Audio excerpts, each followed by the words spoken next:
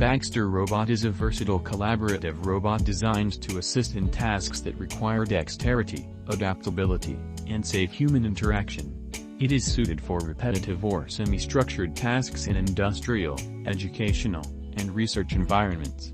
Baxter can pick up items and place them in designated locations. It can assemble parts, such as inserting components or tightening screws.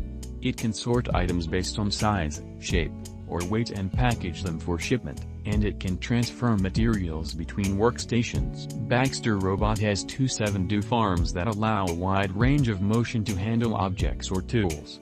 It has an integrated vision system. It has cameras for object detection and task execution. It has force sensors that enable Baxter to sense and respond to physical interactions.